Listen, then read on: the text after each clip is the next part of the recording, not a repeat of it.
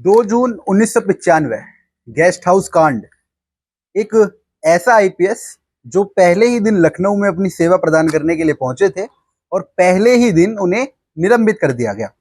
कितने समय के लिए किया गया ये उस वक्त वो भी नहीं जानते थे। पूरे उत्तर प्रदेश की राजनीति के साथ साथ देश की राजनीति रातों रात प्रभावित हुई गेस्ट हाउस कांड। नमस्कार, मेरा नाम है सूरज और आप इस वक्त देख रहे हैं मेरे साथ दिल्ली दर्शक। दोस्तों, इस गेस्ट हाउस कांड के पूरे प्रकरण में जो पूरा फोकस था वो सपा के कार्यकर्ता और मायावती के ऊपर प्रमुख रूप से रखा गया। गेस्ट हाउस कांड किस तरीके से शुरू हुआ, मायावती और काशीराम किस तरीके से समाजवादी पार्टी से गठबंधन तोड़ने जा रहे थे, उसकी घोषणा करने वाले थे, जिसकी खबर मिलते ही समाजवादी पार्टी के लोग तिलमिला उठे और समाजवादी पार्टी के कुछ चिन्हित लोग जो गुंडागर्दी पर उतर आए और मायावती को मारने तक के लिए ये लोग बिल्कुल उमादा हो चुके थे। बताया ये जाता है, आरोप ये लगता है अभी तक कि जितना भी पुलिस महकमा वहां मौजूद था उन सब के हाथ बंधे हुए थे, क्योंकि मुख्यमंत्री इस वक्त जो है वो समाजवादी पार्टी के मुखिया मुलायम सिंह यादव थे और जो मायावती थी वो सिर्फ और सिर्फ सत्ता में शामिल थी। इसी सत्ता को हासिल करने के लिए वो भाजपा के साथ गठबंधन कर सरकार बनाना चाहते थे और समाजवादी पार्टी को साइड करना चाहते थे, जिससे कि मुलायम सिंह यादव और समाजवादी पार्टी के कार्यकर्ता गुस्से में।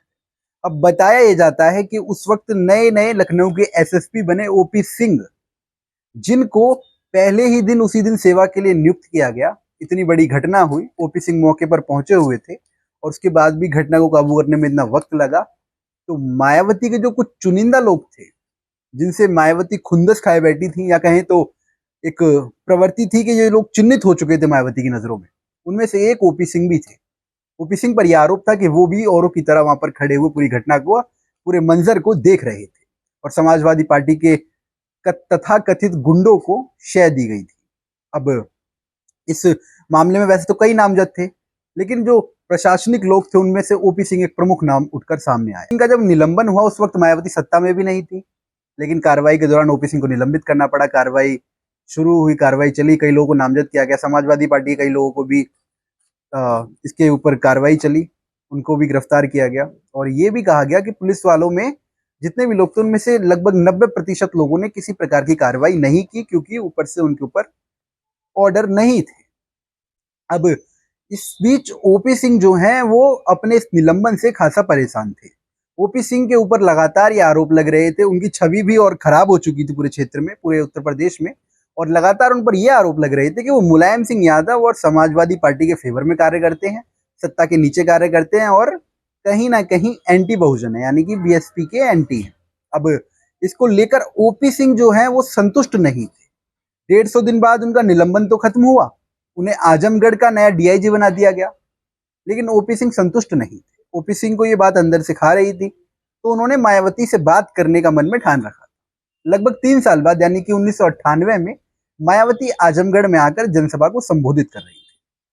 जनसभा को संबोधित करते हुए मायावती से मिलने के लिए डीआईजी ने मायावती के सहायकों से अनुरोध किया और उन्हें बताया कि बहन जी से मैं मुलाकात करके बात करना चाहता हूं, उन्हें बताओ कि आजमगढ़ एक डीआईजी साहब बात करना चाहते हैं, वही डीआईजी जो गेस्ट हाउस कांड के दौरान लखनऊ के एसएसपी थे, ताकि उन्हें ये जानने में आसानी हो कि मैं कौन हूं और उन्हें पूछना ना पड़े। इसके बाद डीआईजी साहब को वक्त मिलता है, डीआईजी साहब मायावती से मिलने जाते हैं और बताते हैं कि जिस वक्त वो पहुंचे वहां पर कुछ लोग बैठे हुए थे। मायावती ने उन्हें बाहर जाने को कहा और डीआईजी साहब से मुलाकात की, यानी कि ओपी सिंह से मुलाकात की। ओपी सिंह ने कहा कि जिस वक्त मैं मायावती के सामने बैठा, यानी कि बहन जी के सामने जिस वक्त मैं बैठा, मेरे पैर कांप रहे थे, मेरे होठों से शब्द नहीं निकल रहे थे, मैं थर थर अंदर से कांप रहा था। उन्होंने एक अपने इंटरव्यू में कहा है, उन्होंने कहा कि मैं जिस वक्त मैं बहन जी के सामने बैठा, मैंने उनसे कहा कि मैं किसी पार्टी के साथ या किसी पार्टी के खिलाफ काम नहीं करता, मैं एक निष्पक्ष काम करता हूं, और बल्कि जितने भी उस वक्त अधिकारी थे उनमें से किसी ने कोई कार्य किया हो या ना किया हो, मैंने उस वक्त कार्यवाही की थी। मायावती बड़े शांति से और ध्यान से उनकी बातें सुनती हैं। डीआईजी साहब कहते हैं कि आगे मैं क्या बोल पाता, मैं जिस वक्त बोल रहा था मेरे होठ कांपने लगे। ये सच है कि उस वक्त के जो अधिकारी थे और जो भी तमाम पार्टियों के लोग थे वो मायावती के व्यवहार को लेकर काफी डरते थे, क्योंकि उस वक्त एक बहुजन समाज और कहीं ना कहीं बीएसपी का जो वोट बैंक था वो उत्तर प्रदेश में काफी अच्छा था, काफी बढ़कर था, सरकार भी बनने वाली थी, सरकार उनके बिना बनना ही नहीं हो पाता था उत्तर प्रदेश के अंदर। तो एक रुआब था। बताया जाता है कि एक किस्सा ये भी उठता है कि आरएलडी के जो मुखिया थे अजीत चौधरी, स्वर्गीय अजीत चौधरी, उनके साथ एक ऐसी घटना हुई कि मायावती ने जब उनसे मिलने के लिए वक्त निकाला तो बताया गया कि अजीत चौधरी को भी जूते जो हैं वो मंच से नीचे उतरवाकर तब मंच पर चढ़ाया गया। ये काफी किस्से मायावती लेकर वायरल होते हैं। एक किस्सा और था कि मायावती अधिकारियों से मीटिंग कर रही थी और पूरे मीटिंग हॉल में जब अधिकारी अंदर आए तो उन्होंने देखा कि केवल एक कुर्सी और एक मेज पड़ी जिस पर मायावती बैठी हुई है और सामने सब खाली है। तो अधिकारी जो है वो नीचे बैठकर बात कर रहे हैं। ये अलग अलग किस्से हैं। इन्हीं किस्से और कहानियों से पता आप लगा सकते हैं कि मायावती का उस वक्त का दौर कैसा रहा होगा, मायावती उस वक्त किस छवि की नेता रही होंगी।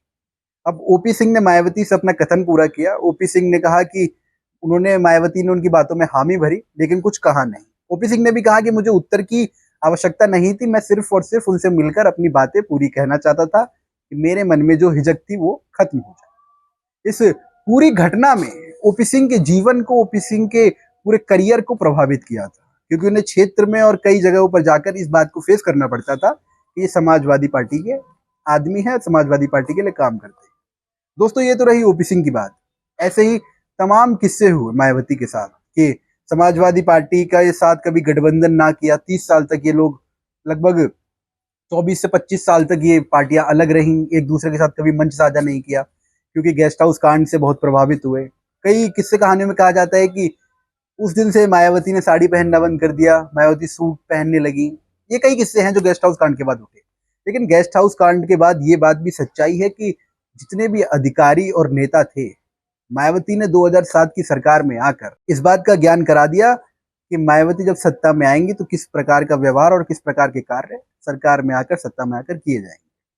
अब दोस्तों आप बताइए कि मायावती का ये व्यवहार जो चर्चित रहता है कि एक रुआबदार लहजा है, एक अलग लहजा है उनका सबसे बात करने का, बैठने का, बताने का, और सफाई के कारण ऐसा है कि कईयों को जूतों उतरवाकर मंच पर चढ़ाया जाता है। तो इन सब किस्सों से आप क्या मानते हैं कि मायावती की छवि किस प्रकार की आपके मन मस्तिष्क में बनती है? ये बात हमारे कमेंट बॉक्स में आप कर सकते हैं और हमारे कमेंट बॉक्स को भी आपकी राय का इंतजार रहेगा। बाकी देखते रहिए दिल निदर्शक। नमस्कार।